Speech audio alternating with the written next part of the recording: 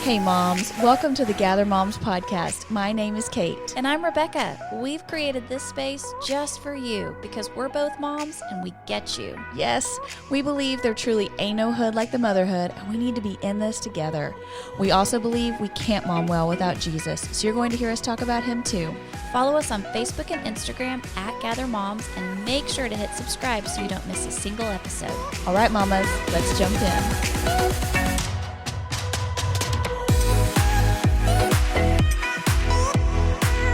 Hey moms, before we jump in today, I want to make sure you know that Giving Tuesday is coming up on November 28th. Did you know that Gather Moms is a nonprofit? We are here because of your generosity. This Giving Tuesday, we're asking 50 moms to donate $50. When you donate, you'll be entered to win from our amazing prizes, including a weekend getaway to Broken Bow, Oklahoma. Click on the link in our show notes to give or go to givingtuesday.com and search for Gather Moms. Thanks in advance for your generosity. Now let's jump into the show. Hello, mamas. Welcome back to the Gather Moms podcast. We're so excited to have you here during our season called Mind Your Motherhood. Y'all, we have the biggest blessing today. Special guests from the Birds and Bees Ministry, Megan and Mary Flo. Ladies, we are so excited to have you with us today. Thank you. Thank you for inviting us. We're excited to be here. Well, we wanted to talk to you about, as we're talking about being in seasons of motherhood, that's what Mind Your Motherhood is all about, is being focused in your season, not worrying about what someone else is doing, what they're doing in their home, but what your own motherhood. And we've just kind of come through the elementary and middle school years, and we're heading into high school, and we feel like it was the perfect time to have a conversation with you ladies about what you cover on your platform, talking about bodies, sexuality, gender, all those things. And so we wanted to have a conversation with you about that. But before we jump into that, our listeners would love to know more about Birds and Bees. Megan, will you tell us how it got started? Sure. I'll do like a teaser, and then I'll let Mary Flo really dive in because Mary Flo started Birds and Bees. So I'll let her stay in her lane, or I'll stay in my lane. But Birds and Bees started 30 plus years ago with Mary Flo, kind of creating this curriculum to fill a need, fill a void that was, how is she going to teach her kids about sex? And so she started this. I think that's something a lot of people now with our current community don't necessarily know, is that Birds and Bees, what they see on Birds and Bees Instagram is just like the public display of the work that Mary Flo started 35 years 1986. ago? Yeah. Okay. Take it away, Flo. Tell us about the beginning of Birds and Bees. Wow. Well, the genesis of it was I had a 4-year-old and a 1-year-old, and they were asking questions. I had grown up in a family that was a totally happy childhood, but this topic never came up. The word sex was never used. Proper body parts were never used. Everybody was pretty modest and quiet about that subject. Silent about that subject. So when my children were asking, Mommy, how's that baby getting out of there? How did that baby get in there? I honestly didn't have words to use, and I didn't know if it would be okay. If, will they be okay if I tell them, and what can I tell them? And so my curiosity was like, they're asking now, even though they're 4. Yeah. But and I'm going to do it differently than my parents, which was to say nothing. But my intention was to have the talk. That was the norm. Right. And to wait until those preteen years. And I thought, this is way before I'm going to be answering them. But I feel like I should answer them now because they're curious. And so that led to a lot of research with different pediatricians and different counselors, school counselors, church counselors, looking through books, but there was nothing there for parents of preschool to preteen. Wow. And so it really was a gift from God, is all I can say, was to consider the first book of Genesis, since he announces all of this right up front. He does not hide it in Leviticus, just That's right. Right up front. Let me Which tell is you. a good book, but not as Right, exactly. It's got wonderful things, but it was not like he was hiding it for later. It was starting right there in Genesis, and so that was kind of the biblical grounds for it. But it's not. But my audiences were not always going to be people of faith. So I really wanted them to feel free to pick up these tips and use them. So the curriculum was really what is the main thing you want your children to know about sex if they're growing up in your family, and to establish that message. And then from there, you can tell the story of birth, the story of conception, seeds and eggs, vocabulary, talk about all these other things with the basic biology and then your values. So that's how it got started. And I really thought I would only do it one time. An organization asked me to do this, and I did it, and then it just kind of grew. Wow, of course. Yeah. Of course, because it's such a need. And I just love how you said in Genesis, God doesn't hide it. He just right out of the gate, that's where it comes from. And so I do think as parents, sometimes we feel like we're hiding it from our kids because we don't know how to talk about it with them. So we're so thankful that God gave it to you that many years ago. Well, and I feel like on your pattern of now you're in high school, we're kind of messing up your schedule because we're going to throw you way back into preschool and preteens. So I hope that's okay. No, that's great. And I think maybe that's a good jumping off point for us, because let's say that we do have moms that have already made it to, their kids are in 5th, 6th, 7th grade, and they haven't had, quote unquote, the talk. They haven't been laying the foundation that you really promote to lay, and we'll kind of jump into that area in a moment. What advice would you give parents who want to do better, probably grew up in a home similar to what you were talking about, but they're, they have an 11 or 12-year-old and they're like, I just don't even know where to start now? So something we always say at Birds and Bees is sooner is better than later. When parents are like, when do I start? When do I start? So sooner is better than later. But to follow up with that is later is better than never. Yeah. And so we really want to encourage parents, like, it is not too late.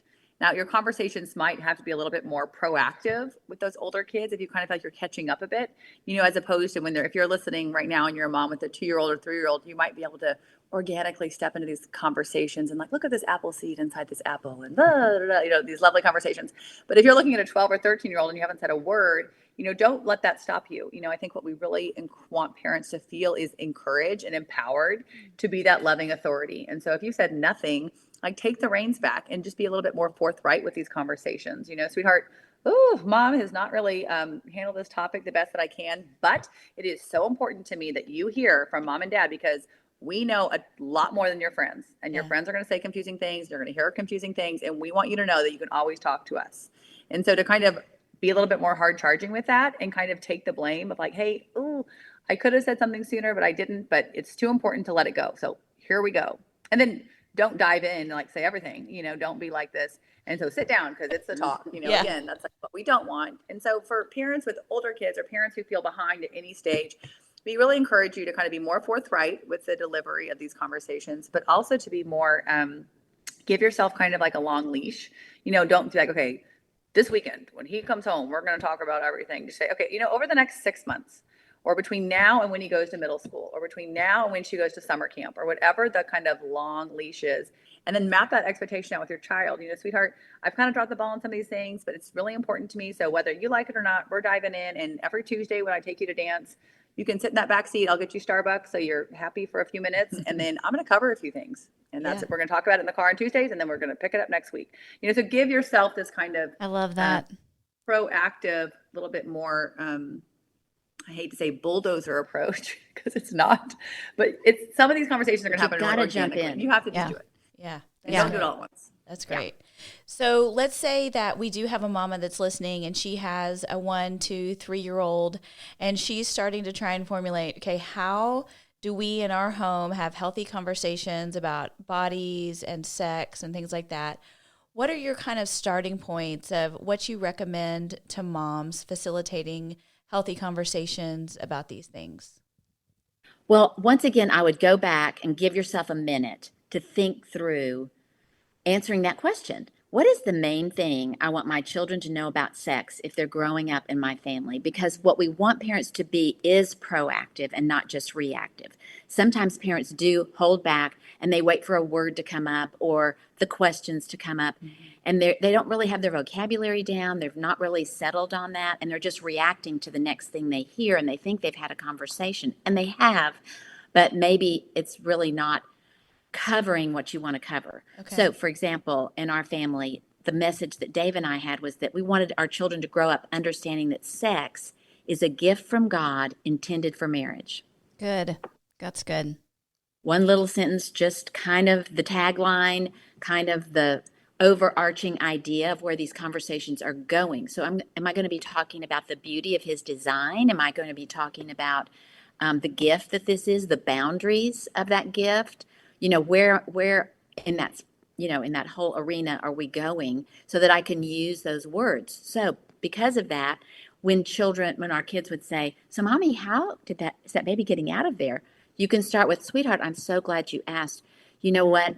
By God's design, there's a place where a baby grows. And it's called the uterus or the womb." So you start with vocabulary that reflects that message. Does that make sense? Yeah. And that makes you a little bit more, okay, we are going somewhere with these conversations. So the first step really is not a conversation with your child. It's a really thoughtful conversation for yourself.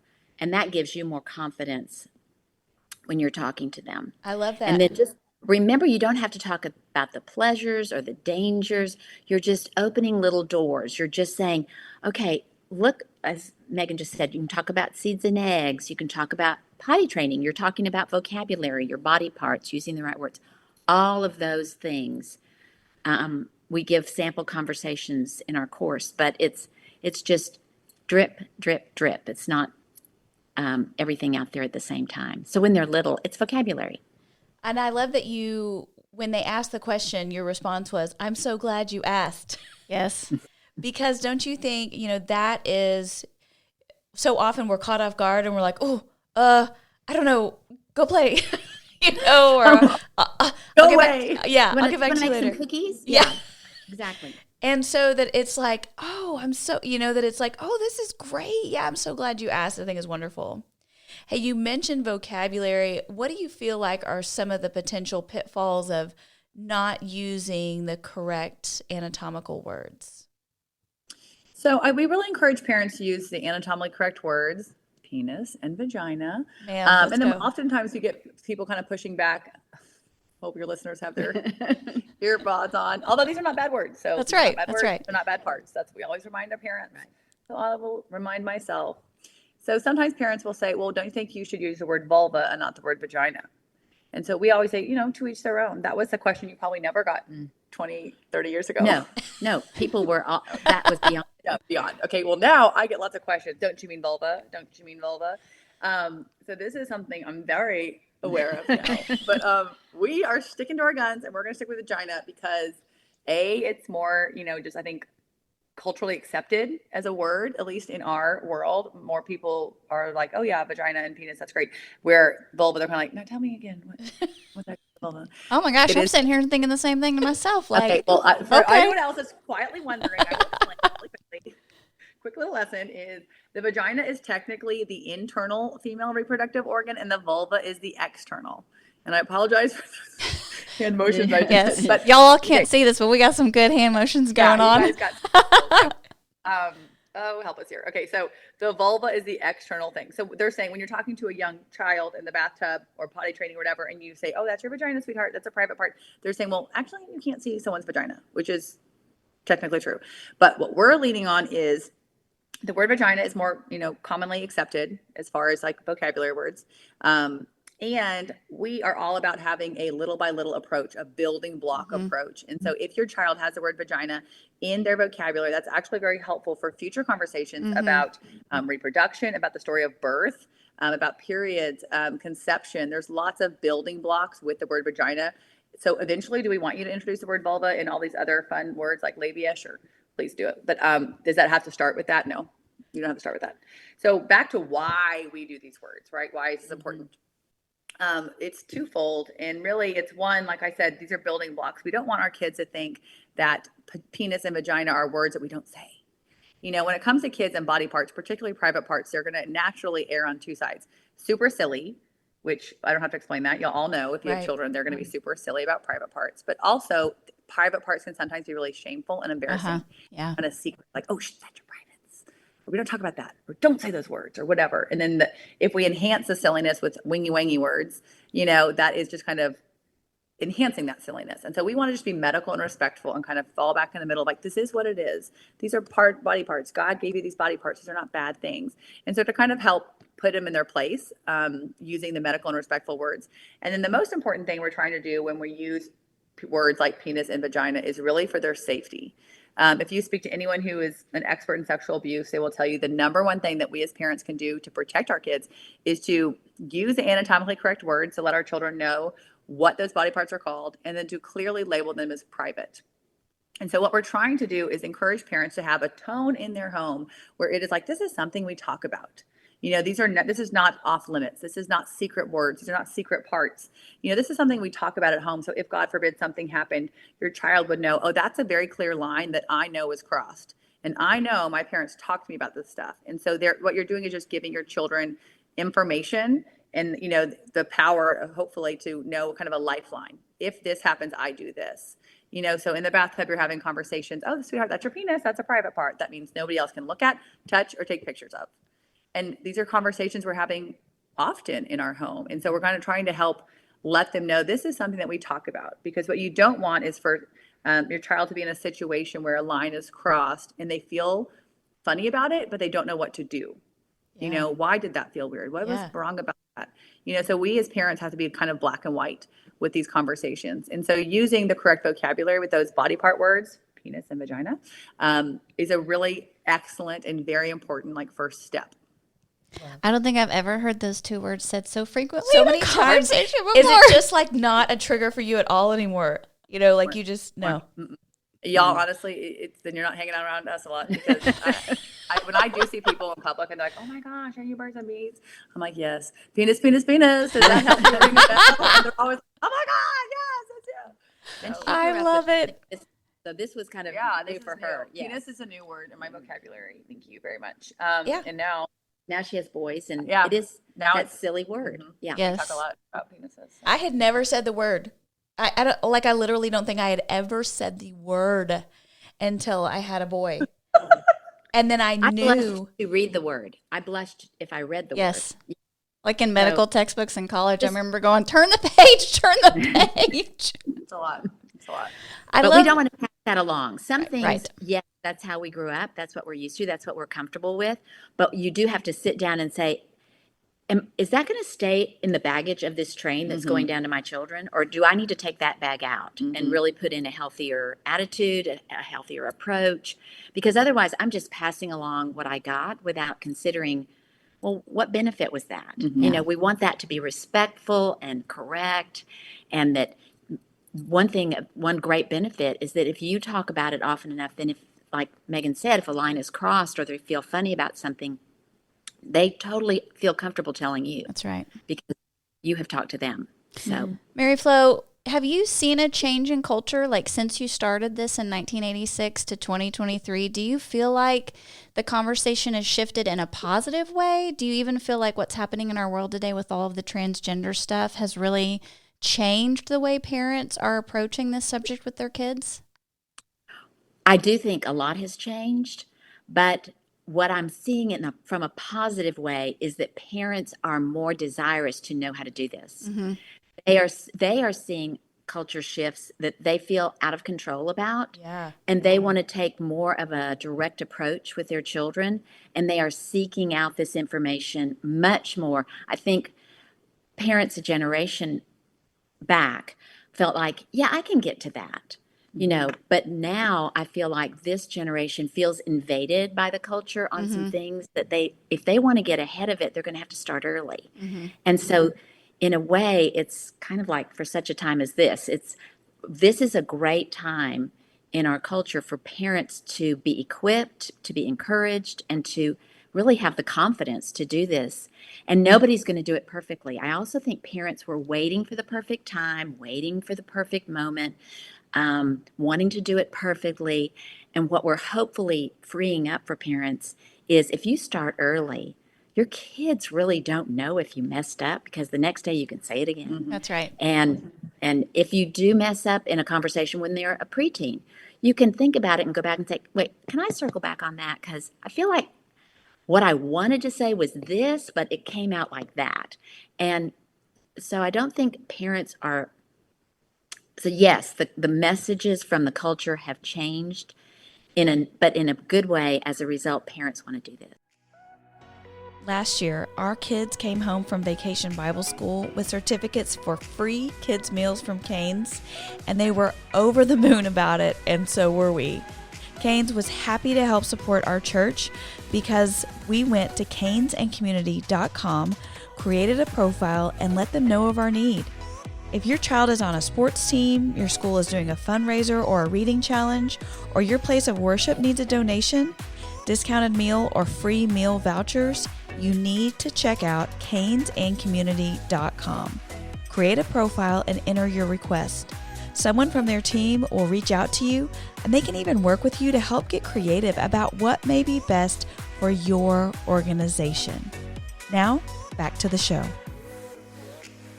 Do you guys, how much do you speak to, especially as we're talking about the culture and things like that, younger and younger, our children are having to consider their sexual orientation, at a honestly wildly young age, where we're having elementary school students that are starting to think about, are they one gender or another, or are they going to be attracted to one gender or another?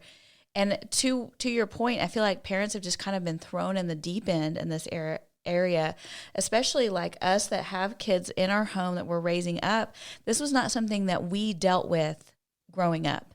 And so now we're having to navigate and pioneer something that, to your point, we don't feel equipped to have the language around. And then if you kind of do make a stance or you have a particular way you believe, then it, you could seem like a bigot, or your child gets ostracized and things like that. So how much are you guys stepping into that space and helping parents navigate some of those questions that these kids are dealing with? Well, it's not in the course. That's how recent this is. Okay. So to be perfectly honest, there's not a section on gender in our course, and that was 3 years ago. So almost four. And so it's very it's something that we didn't get asked about very long ago. But once again, I think the best way is to assure them of the foundation. If it's from a biblical point of view, to really focus on like Psalm 139, you were fearfully and wonderfully made, and Psalm 100, you made us and not our own. We didn't make ourselves, you made us. And to talk about the things that God decided for you before you were ever born. Some things were already decided. And or even with a child, they're having a gender reveal party. What does that mean? That means they can look inside, even in their blood, and find out what gender they are. Gender means male, female. Gen means beginning. It's from the beginning, you know what your gender is, and it's in every single cell. So what you want to do is to combine science and the wonder of creation when they're little to affirm their gender. And then let the spectrum be not of genders, but of personalities, And so, yes, and then the third component is probably that I would want parents to do is to be sympathetic with anyone that's confused about that. Yes. Not to be against them, but to understand there are people who are genuinely confused. I am so sorry that they are, because there's really not a lot to be confused about. That's something they can know, that they are born that way, and that there's no medicine or surgery that will change that. So once again, the tone to be sympathetic, low key, but affirming. Yes. And I think it gives parents, I think our generation can kind of feel overwhelmed a little bit with all this, and kind of like, well, what do I say? How do I not offend people? And so I think with all things, we say this a lot, but is to speak the truth and act in love, and to like move towards your conversation. Like, don't shy away from this topic in your home, specifically with gender, kind of going back to even how we handle the topic of sex. Ask yourself, ask your spouse if you're married, like, what do I believe about gender? What do I believe about that? And then from that conviction or those beliefs that we have in our home, how can I move towards my kids with conversations about gender and not shy away from that? And how can I move towards those conversations, but then also engage with what's going on around us? And like Mary Flo said, open up conversations with empathy. Gosh, that must be really hard to feel that way. So what could we do? Okay, but what do we know is true? and kind of hold that balance between the truth. Because I think the problem is a lot of parents are afraid to kind of stand on something. And if we're not standing on anything, we have no foundation. And so we're getting easily caught up in this rush of, I don't know. Trendy culture Yeah, things. exactly. Yeah. And it's not to dismiss it. I mean, obviously it's happening. And I think even as believers, I think we have to be very mindful of like, this will happen. This could be a couple in your small group who has a child that's really struggling. This could be your next door neighbor. This could be your Bible study leader. This is not, something Right. that Christians won't deal with. So we don't need to get all high and mighty about it. That's right. But we also don't need to shy away from it and kind of be like, well, this is what we believe and this is the truth. But man, that must be really hard. Mm-hmm. That's great. So And let them see you move to that gay couple down the street or to someone in your family who is gay. Let them see you move towards them in love and caring about them in conversations with them over the holidays and being sincerely, humbly engaged, and yet speaking the truth to your children about those things. Let's go to God's word. Mommy is that's where I get my truth. Yeah. So let's look in this truth and know that we all step over boundaries that God has set up for us. So I love what you're saying, and you've now said it kind of twice in two different ways about before you're acting, that you are taking the time to reflect on your own and in your family. What do we believe? What's important to us? And man, is that so important in the world that we live in right now, because we just live in the TikTok generation of like, we are getting indoctrinated with what we're supposed to believe about things based on people we don't know, organizations that we're not familiar with, all kinds of things. And we're letting it plant seeds in how we perceive and act in the world, instead of sitting down as a mom or as a husband and wife and saying, okay, what do we believe about this? What does the Bible say about it? And then therefore acting out of those beliefs. Mm-hmm. So I have kind of one more heavy question to ask you about. I didn't really mean for this to be so heavy, but I wanted to ask about what kind of things you encourage parents with to help protect their children against pornography and safeguard their children. well, we talk a lot about that. yeah. And the one thing you were asking about how things have changed, this used to be sort of, we put this in the preteen category years ago, like now before they become a teenager, they need to know about porn. But that's not the place for it now. That's Yeah. right. It's because the average age of the first viewing is age 11. So that's an average, which means there are 8-year-olds who probably accidentally, but nevertheless, because of screens, will see some porn. So you have to anticipate that. And I'll let Megan. Megan is really good at this. Okay. She's, well, she helped me. No. No, it was a big help because it was like, where can we put this? And the research that's coming out is just so profound, and I never remember the research. That's numbers. quite all right. You nailed it with that 11, that the average age of first viewing is 11. And y'all know how averages work. So it just means it's happening even younger than 11 in some cases.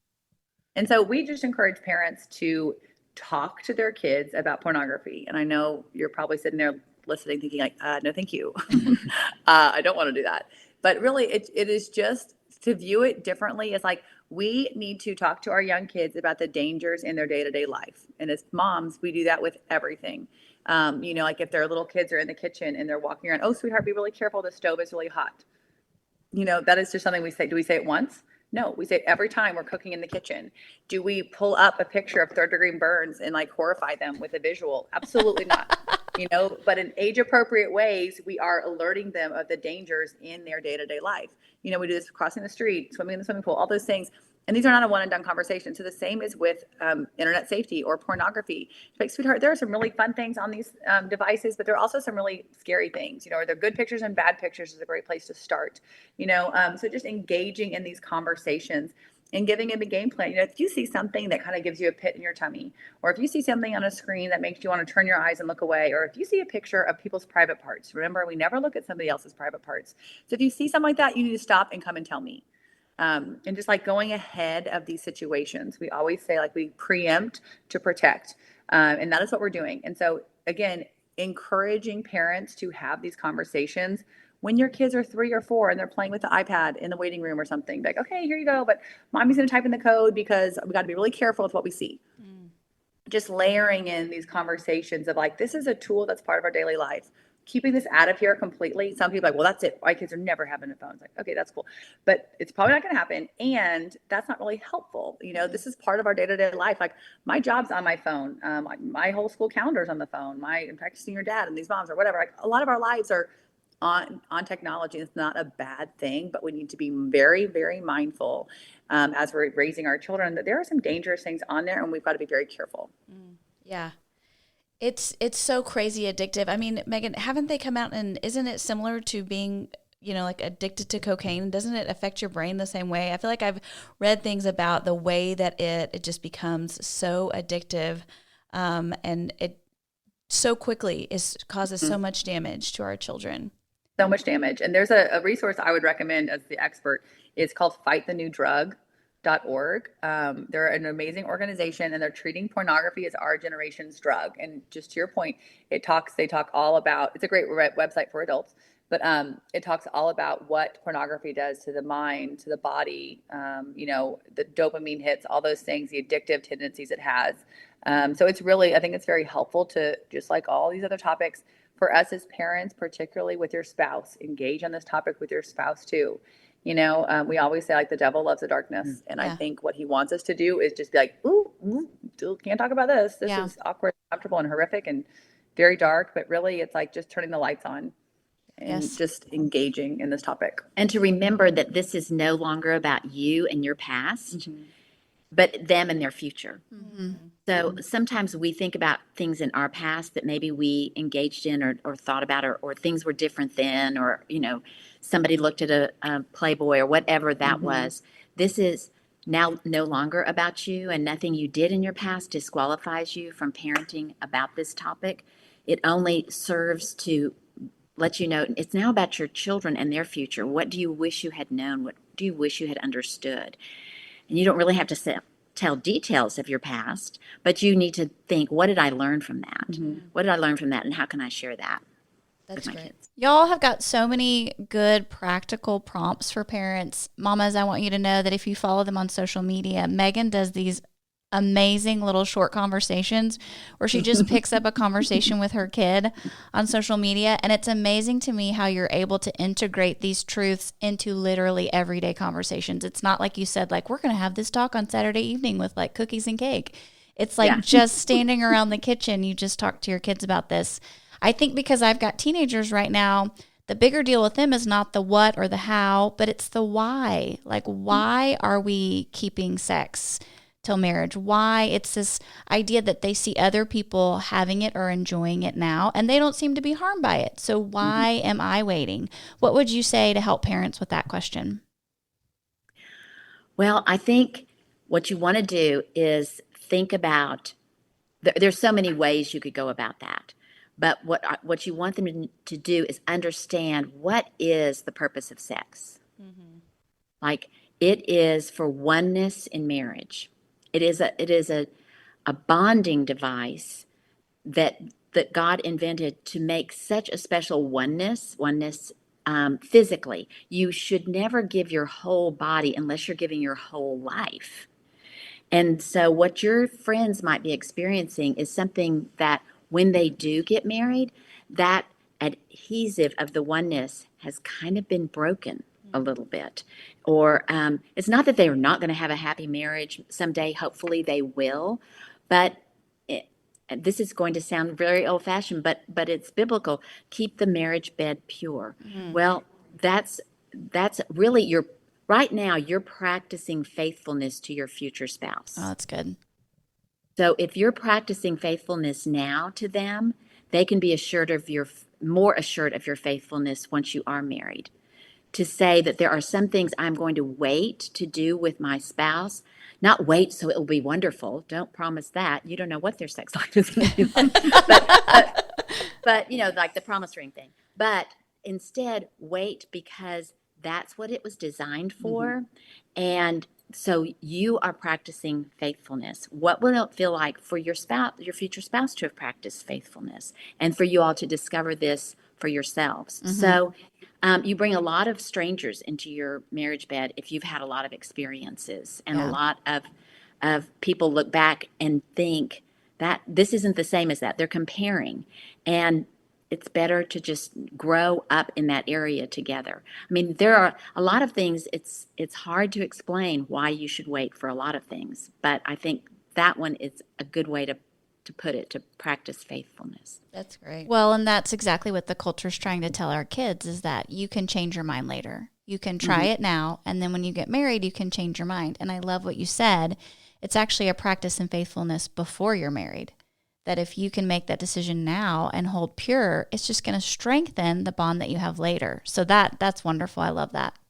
Hey, And I kinda- would take go ahead. it too, and sorry, like kind of zooming out a little bit, like what Mary Flo was saying, it's like, well, what is the purpose of sex? What do we believe that it is?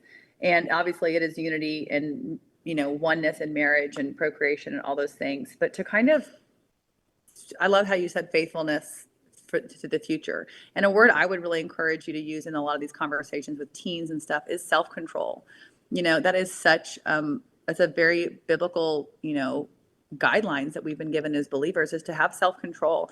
And what are we giving into like the world's understanding of sex, that it's like this on-demand action and it's very selfish. I want it, I get it, and I get it whenever I want it. That is a very cultural worldview of what sex is. And that's not how it works, even within marriage. That's Right. not how it works. Yeah. And so the self-control or the discipline or the selflessness, the faithfulness, this is all habits you're building for the rest of your life. Sex will never become the I want it, I get it, unless you're completely on your own, living in a completely worldview way. And that's so disappointing. Yeah. And I'm going to give you one more word picture, and that is 3 little concentric circles. When children are young, we like to focus on the beauty of God's design. We have a beautiful story to tell. Let's tell it. This is a beautiful thing. And then as they get older, you talk about the boundaries, because in Genesis, God gave boundaries to every single thing he created. And the boundaries are to really nourish the beauty, protect the beauty, and let it be more fruitful. Because if it has no boundaries, it's a lot of times is not fruitful. And so the beauty, the boundaries, and then the brokenness, which is where we all live. We live in a broken world. We are broken people, and we tend to jump outside those boundaries and do something because we want to, or just, we are not self-disciplined or faithful. And so we need God, but God is the last B. So beauty, boundaries, brokenness, but God can bring us back to a place of beauty. Like this is not the unforgivable sin if you do decide to have sex outside of marriage, but you're really not helping to protect that beauty. That's great. So That's good. they need to know that it is beautiful. It does have boundaries. We live in brokenness. You're going to mess up in some way. Maybe you'll go too far, wish you had done something different. Just know that God can redeem that, and that's redeemable. Beautiful. I think too, just like the basic facts of like, one reason we don't want you to be sexually active, let me tell you how sex works. You can get pregnant. Like that is like, do you know how this facts work? I think sometimes teenagers are actually clueless of like how it actually works. It's like, okay, well, this is a huge risk you're taking. This is for your good, and again, never to dismiss the fact that Christ redeems all things. This is not the sin of all sins or unforgivable sin, but just to kind of help make sure they understand too, like this is another aspect of this. Like this is a real reality here. So think about that. Yeah. I know I feel like it's fun and exciting and like you're thinking over here with this brain, but like, have you thought about this over here Right. too? Like this is the way it works. It's a very adult decision. So maybe talk to a teenager about how do adults who are making healthy decisions, how do they make decisions? Because this is an adult decision. You're doing a very adult thing. Your friends are engaging in very adult behavior. But an adult, what does an adult do? An adult might buy a house. But they just don't drive by and go, that is a cute house. Let's sell everything and buy it. Yeah. They can't just think about what's the down payment. Oh, I can afford that. Yes, but what are the future payments? And so this is like they're seeing sex as, this is just a one-night episode. And they're not seeing, how many years will I pay for that? Yeah. And you have to consider all that as an adult. You have to consider not just what happens today with this decision, but how is this going to play out in the future? So what you're talking disease, what are the possible consequences. That's great. Isn't that fun? Yeah. Well, I mean, but I would love for us to wrap up. I loved you had a post called "'Tis the Season for Talking to Your Kids About Consent," and I thought that was so great. And I would love for us to just take a moment, because I think this is something, especially right now in the holiday season, that is like a little tool moms can put in their pocket. As we talk about, really your post was about seeing all these family members and they want to hug on your child and put them in their lap and things like that. My youngest especially is very shy and can kind of come across as cold, and I'm always wanting, I'm like, go give him a hug. Yeah. Don't embarrass me. Right. Be a nice person, Right. So what kind of, as we're driving to grandma's house for Thanksgiving, and we're just kind of having those as you go conversations with them, what's some of the language that we can give our kiddos as they approach this? So again, we want to kind of preempt to prepare, or preempt to protect. And so we're going to go ahead. So just like you said, like on the way to this event, not like in the moment or whatever, but on the way to the event, or you're getting dressed or whatever, like, okay, guys, we're going to see a bunch of family members. They're going to probably want to give you guys a lot of hugs and kisses because they have not seen you all year. But if you are not comfortable giving hugs and kisses, that is okay. What is something else we can do to show a greeting, that would still have manners? I think our fear as parents is like, oh, they're going to have bad manners, or, oh, they're going to be disrespectful or hurt feelings or whatever, and so I think we need to give alternatives. And again, spell it out with kids. Just be like, if you don't want to give her a hug or a kiss, what are some other options we could do? How about a high five or a wave? If you don't want to make any contact, maybe some a fist bump, what are some other options that we could do when we see all these aunts and uncles, and so your kids are aware of these situations, and then just be mindful in the moment too, and kind of sometimes speak up on behalf of your children in front of the other adults. Because I think it's also important to say, and I said this sometime earlier this week on this post, is like, in defense of all grandmothers, like I do think we could also assume the best. Now, if you have red flags in your family, or there's a history of abuse, or you have any sort of gut instinct that you as a mom about certain relatives, like, do not ignore that. I'm not talking about that. But I'm saying, generally speaking, don't assume the best. And so if grandma goes home for a big old wet kiss or hug or whatever it is, and your child's like, don't assume that this is like a red flag abuse. Don't assume the worst. Just speak up and be like, oh, mom, I'm so sorry. She's not, quite ready to give out hugs or kisses. Sweetheart, did you want to give grandma a high five or a hug or a wave? Yeah. And kind of let them know, like, oh, okay, cool. And like in most healthy family situations, eventually that child will warm up and, show love and respect to that grandparent. That is how healthy relationships work. But it does not have to be forced right away. And so what we're doing is encouraging parents to go ahead of these situations. And really what you're doing is laying a foundation for conversations about consent, because you are in charge of your body. And if you don't have to hug or kiss somebody if you don't want to. That's so right? good. So yes. if we're bulldozing past those barriers, we're really not teaching them healthy body boundaries. Yeah. And so we're going to go ahead of them, and especially with the holidays coming up, go ahead of them in these situations and say, if you don't want to give out hugs and kisses, that's okay, but here are some alternatives. And then in that moment, reminding those alternatives in front of the other adults, because they might just be learning for the first time too, of like, oh, okay, well, I just wanted a hug, Yeah. Right. They don't know. And so just assume the best and speak very clearly. Yeah. And also, I think, just as a grandmother, that it is probably not a bad idea to say, we have this one, and he's just not. He takes a while to warm up. Mm-hmm. Yeah. So could you help me? Yeah. And not push it right at the beginning, maybe before he leaves. And if you find that this is constantly a thing, maybe even if you have time, it's the holidays, I know you may not, the day before, would you like to make a card for Uncle Jack? Because, he's just crazy about you. Yeah. And you don't have to hug and kiss him when you get there, but maybe you could hand him a little card, or something like, do something to make them thoughtful to that person, so that great grandmother who has funny teeth and they don't want to be close to her. Yeah. I'm putting that in the great grandmother category. Yeah, exactly. No, I'm laughing because I'm thinking about, like, I'm flashing back to like my Thanksgiving, y'all. My granny was East Texas, and she dipped snuff. And There you go. and so when you would go to hug her, it was just it. And she'd lay a big kiss, ma'am, and it was like, I wish somebody told me I could have fist bumped that woman. That is amazing. But it was a rule of life. Like, you had to go kiss everybody. Yes. And that's one of those things you may want to take off the train. Yeah. That's not Yeah. necessarily even in your own home. Tickling, when Daddy's tickling wear them out at night. Dave would throw the kids on the bed nicely, but like they would just wrestle wrestling. and tickling. And one time from the other room, I was folding clothes and I heard one of the kids say, "Stop!" And Daddy said, "Oh, you like this?" Okay. Yeah, sure. Sure. And my brain went ding. Yeah. What do you think what is that teaching? Yeah. Like, what is that teaching? Someday, if she says no in a car and he says, "Oh, you really like this?" What is that teaching?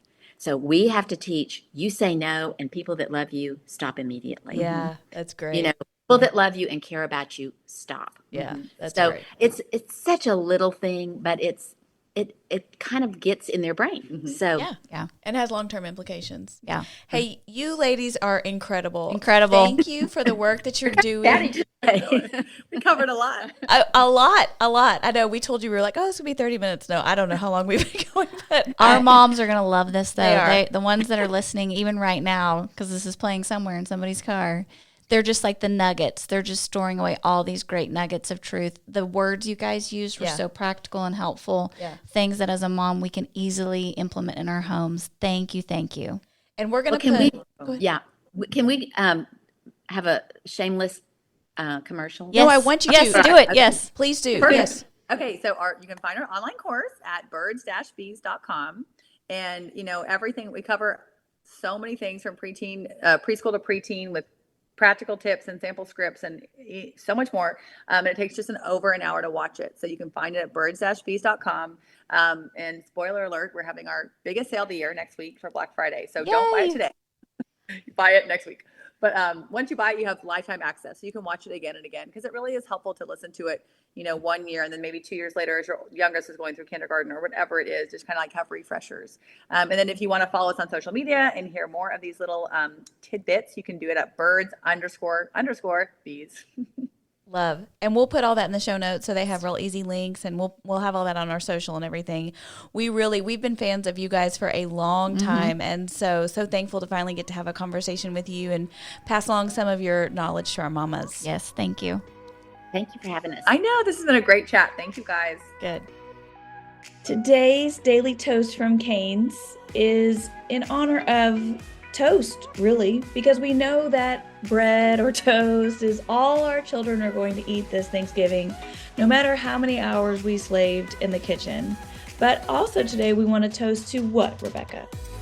We are also toasting to takeout because after we have slaved in the kitchen for all those wonderful Thanksgiving menu items, nobody wants to cook after that. So we're all going to get takeout this weekend, and I am headed to Cane's to get my family some chicken and toast. That's right. Happy Thanksgiving, moms.